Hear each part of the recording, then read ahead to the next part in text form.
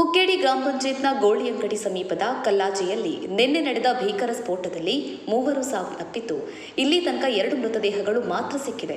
ಆದರೆ ಇನ್ನೂ ಕೂಡ 1 ಮೃತದೇಹ ಪತ್ತೆಯಾಗಿಲ್ಲ. ಸ್ಫೋಟದ ಭೀಕರತೆಗೆ ಕಾರ್ಮಿಕರು ಗಂಭೀರವಾಗಿ ಗಾಯಗೊಂಡಿದ್ದು, ಸ್ಥಳೀಯ ಮನೆಗಳಿಗೂ ಹಾನಿಯಾಗಿದೆ. ನಿನ್ನೆ ಘಟನಾ ಸ್ಥಳಕ್ಕೆ ಆಗಮಿಸಿ ಸ್ಥಳ ವೀಕ್ಷಿಸಿದ ಬೆಳ್ತಂಗಡಿ ಶಾಸಕ ಹರೀಶ್ ಪೂಂಜಾ ಬಳಿಕ ಮಾಧ್ಯಮಕ್ಕೆ ಪ್ರತಿಕ್ರಿಯೆ ನೀಡಿ ಈ ಪ್ರಕರಣದ ತನಿಖೆಯನ್ನ ರಾಷ್ಟ್ರೀಯ ತನಿಖಾ ದಳಕ್ಕೆ ರಾಜ್ಯ ಸರ್ಕಾರ ನೀಡಬೇಕು ಎಂದು ಆಗ್ರಹಿಸಿದ್ದಾರೆ. ಈ ಸುಡುಮದ್ದು ತಯಾರಿಕಾ ಘಟಕಕ್ಕೆ ಯಾವ ರೀತಿಯ ಲೈಸೆನ್ಸ್ ಇದೆ, ಬಳಸಿರುವ ರಾಸಾಯನಿಕ ಯಾವುದು, ಘಟಕದಲ್ಲಿ ಕಾನೂನು ಪಾಲನೆ ಆಗಿದೆಯಾ, ಅಕ್ರಮ ಕೆಲಸ ನಡೆದಿದೆಯಾ, ಬೇರೆ ವ್ಯವಸ್ಥೆಗಳಿಗೆ ಇದರ ನಂಟಿದೆಯಾ, ಇದೆಲ್ಲವೂ ಕೂಡ ತಿಳಿದು ಬರಬೇಕು. ಹಾಗಾಗಿ ಈ ಪ್ರಕರಣವನ್ನು ಸಮಗ್ರ ತನಿಖೆಗಾಗಿ ರಾಷ್ಟ್ರೀಯ ತನಿಖಾ ದಳಕ್ಕೆ ವಹಿಸಬೇಕು. ಇದರ ಜೊತೆಗೆ ಕಾರ್ಮಿಕರ ಸಾವಿಗೆ ಕಾರಣಕರ್ತರಾದವರಿಗೆ ಶಿಕ್ಷೆ ಆಗಬೇಕು ಎಂದಿದ್ದಾರೆ. ಬೆಳ್ತಂಗಡಿ ತಾಲೂಕಿನ ಕುಕ್ಕೇಡಿ ಗ್ರಾಮದಲ್ಲಿ ಇವತ್ತೊಂದು ಅತ್ಯಂತ ಭೀಕರವಾಗಿರ್ತಕ್ಕಂಥ ಸ್ಫೋಟ ಸಂಭವಿಸಿರ್ತಕ್ಕಂಥದ್ದು. ಪ್ರಾಯಶಃ ಇವತ್ತು ಈ ಸ್ಫೋಟದ ಪರಿಣಾಮ ಈಗಾಗಲೇ 2 ಜನರ ಮೃತದೇಹಗಳು ಸಿಕ್ಕಿರತಕ್ಕಂಥದ್ದು. ಇನ್ನು ಒಂದು ಮೃತದೇಹದ ದೇಹವು ಸಹ ಛಿದ್ರಗೊಂಡಿರುವ ಕಾರಣಕ್ಕೋಸ್ಕರ ಇನ್ನೂ ಪತ್ತೆ ಹಚ್ಚಲಿಕ್ಕೆ ಸಾಧ್ಯ ಆಗಿರಲಿಲ್ಲ. ಕತ್ತಲೆ ಇರುವುದರಿಂದ ಈಗಾಗಲೇ ಲೈಟಿನ ವ್ಯವಸ್ಥೆ ಮಾಡಿಕೊಂಡು ಪೊಲೀಸ್ ಇಲಾಖೆ ಅದಕ್ಕೆ ಬೇಕಾಗಿರ್ತಕ್ಕಂಥ ವ್ಯವಸ್ಥೆಯನ್ನು ಮಾಡ್ತಾ ಇದ್ದಾರೆ.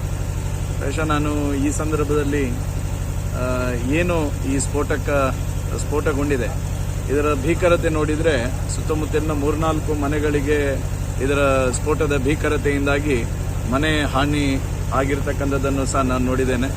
ಬಹುಶಃ ಇದರ ಹಿಂದೆ ಇರತಕ್ಕಂಥ ಪೂರ್ಣವಾಗಿರ್ತಕ್ಕಂಥ ಮಾಹಿತಿಯನ್ನು ಕಲೆ ಹಾಕ್ತಕ್ಕಂಥ ಕೆಲಸವನ್ನು ರಾಜ್ಯದ ಪೊಲೀಸ್ ಇಲಾಖೆ ಮಾಡಬೇಕೆನ್ನುವಂಥ ಆಗ್ರಹವನ್ನು ಮಾಡ್ತೇನೆ. ಮತ್ತು ಸನ್ಮಾನ್ಯ ಸಿದ್ದರಾಮಯ್ಯ ಅವರಿಗೆ, ಮುಖ್ಯಮಂತ್ರಿಗಳ ನಾನು ಆಗ್ರಹ ಮಾಡ್ತೇನೆ, ರಾಷ್ಟ್ರೀಯ ತನಿಖಾ ತಂಡದ ಮೂಲಕ ಈ ಸ್ಫೋಟದ ಭೀಕರತೆಯನ್ನು ಕಂಡಾಗ ರಾಷ್ಟ್ರೀಯ ತನಿಖಾ ತಂಡಕ್ಕೆ ಇದನ್ನು ವಹಿಸಬೇಕು. ಯಾಕಂತ ಹೇಳಿದ್ರೆ ಆ ಸ್ಫೋಟದಕ್ಕೆ ಬಳಸಿರ್ತಕ್ಕಂಥ ರಾಸಾಯನಿಕ ಎಲ್ಲಿದೆ, ಯಾವ ರಾಸಾಯನಿಕವನ್ನು ಬಳಸಿದ್ದಾರೆ, ಮತ್ತು ಅದರ ಹಿಂದೆ ಯಾವ ರೀತಿಯಾಗಿರ್ತಕ್ಕಂಥ ವ್ಯವಸ್ಥೆಗಳು ಇದೆ ಎನ್ನುವಂಥದ್ದನ್ನು ಸಮಗ್ರವಾಗಿರ್ತಕ್ಕಂಥ ಮಾಹಿತಿ ಬರಬೇಕಾಗಿರ್ತಕ್ಕಂಥ ಅವಶ್ಯಕತೆ ಇದೆ.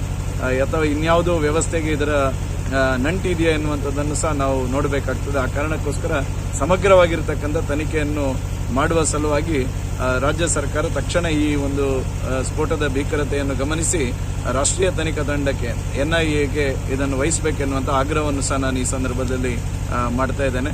ಮತ್ತು ಇದಕ್ಕೆ ಲೈಸೆನ್ಸ್ಗೆ ಸಂಬಂಧಪಟ್ಟಂತೆ ಯಾವ ಲೈಸೆನ್ಸನ್ನು ಕೊಟ್ಟಿದ್ದಾರೆ ಮತ್ತು ಅದಕ್ಕೆ ಸಂಬಂಧಪಟ್ಟಿರ್ತಕ್ಕಂಥ ಕಾನೂನಿನ ವ್ಯವಸ್ಥೆಯನ್ನು ಪಾಲನೆ ಮಾಡಿದ್ದಾರೋ ಇಲ್ಲೋ ಎನ್ನುವಂಥದ್ದನ್ನು ನೋಡಿ ಯಾರು ಈ ಒಂದು ಸ್ಫೋಟದಿಂದ ಸಾವನ್ನಪ್ಪಿದ್ದಾರೆ, ಅದಕ್ಕೆ ಯಾರು ಕಾರಣ ಇದ್ದಾರೆ, ಅವರಿಗೆ ತಕ್ಷಣವಾಗಿ ಅವರನ್ನು ಶಿಕ್ಷಿಸತಕ್ಕಂಥ ಕೆಲಸವನ್ನು ಪೊಲೀಸ್ ಇಲಾಖೆ ಮತ್ತು ಸರ್ಕಾರ ಮಾಡಬೇಕೆನ್ನುವಂಥ ಆಗ್ರಹವನ್ನು ಸಹ ಮಾಡಿ ಅದರ ಬಗ್ಗೆ ಸಮಗ್ರವಾಗಿರ್ತಕ್ಕಂಥ ತನಿಖೆ ಆಗಬೇಕು. ಯಾಕಂತ ಹೇಳಿದ್ರೆ ಒಂದು ತನಿಖೆ ಈ ರೀತಿಯ ಒಂದು ವ್ಯವಸ್ಥೆಗಳಾಗಬೇಕಾದ್ರೆ ಅದರದೇ ಆಗಿರತಕ್ಕಂಥ ಕಾನೂನಿನ ಚೌಕಟ್ಟಿನಲ್ಲಿ ನಿಯಮಗಳನ್ನು ಪಾಲನೆ ಮಾಡಿ ಅದರ ಅನುಮತಿ ತೆಗಿಬೇಕೆನ್ನುವಂಥ ವ್ಯವಸ್ಥೆಗಳಿದೆ. ಅದೆಲ್ಲವನ್ನು ಪಾಲನೆ ಮಾಡಿದಾರಾ ಇಲ್ವಾ ಎನ್ನುವಂಥದ್ದನ್ನು ತನಿಖೆ ಮಾಡಿ ಮತ್ತು ಯಾರು ಇದರ ತಪ್ಪಿತಸ್ಥರಿದ್ದಾರೆ ಅವರನ್ನು ಈ ಒಂದು ವ್ಯವಸ್ಥೆಗೆ ಶಿಕ್ಷಿಸತಕ್ಕಂಥ ವ್ಯವಸ್ಥೆಯನ್ನು ಮಾಡಬೇಕೆನ್ನುವಂಥ ಆಗ್ರಹವನ್ನು ಸಹ ಯಾರು ಈ ಲೈಸೆನ್ಸ್ ಹೋಲ್ಡರ್ ಇದ್ದಾರೆ ಅಥವಾ ಲೈಸೆನ್ಸ್ ಇದೆಯಾ ಇಲ್ವಾ ಅಥವಾ ಅಕ್ರಮವಾಗಿ ಇದನ್ನು ಮಾಡ್ತಾ ಇದ್ದಾರಾ, ಇವತ್ತು ಈ ಸಾವಿಗೆ ಮತ್ತು ಈ ರೀತಿಯ ಭೀಕರತೆಗೆ ಯಾರು ಕಾರಣ ಆಗಿದ್ದಾರೆ ಅವರನ್ನು ತಕ್ಷಣ ಬಂಧಿಸಿ ಕಾನೂನಿನ ಚೌಕಟ್ಟಿನೊಳಗೆ ಅವರಿಗೆ ಶಿಕ್ಷಿಸತಕ್ಕಂಥ ವ್ಯವಸ್ಥೆಯನ್ನು ಮಾಡಬೇಕು. ಯಾರು ಈ ಒಂದು ವ್ಯವಸ್ಥೆಯಲ್ಲಿ ಮೃತಪಟ್ಟಿದ್ದಾರೆ ಆ ಮೃತಪಟ್ಟವರು ಯಾವ ವ್ಯವಸ್ಥೆ ಅಡಿಯಲ್ಲಿ ಆಗಿದೆ ಎನ್ನುವಂಥದ್ದು ಗೊತ್ತಿಲ್ಲ.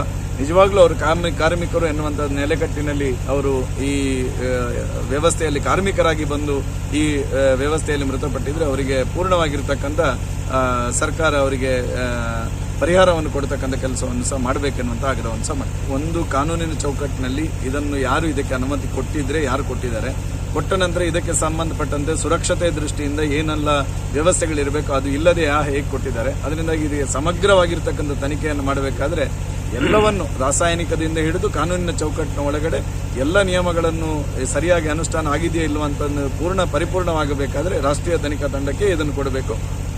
ಸನ್ಮಾನ್ಯ ಸಿದ್ದರಾಮಯ್ಯ ಸರ್ಕಾರ ಸಮಾಜದ ಹಿತದೃಷ್ಟಿಯಿಂದ ಈ ಒಂದು ಸ್ಫೋಟದ ಭೀಕರತೆಯನ್ನು ಗಮನಿಸಿದಾಗ ಖಂಡಿತವಾಗಿಯೂ ರಾಷ್ಟ್ರೀಯ ತನಿಖಾ ತಂಡದ ಮೂಲಕ ಇದನ್ನು ತನಿಖೆ ಮಾಡಿಸಬೇಕೆನ್ನುವಂಥ ಆಗ್ರಹವನ್ನು ಮಾಡಿದೆ.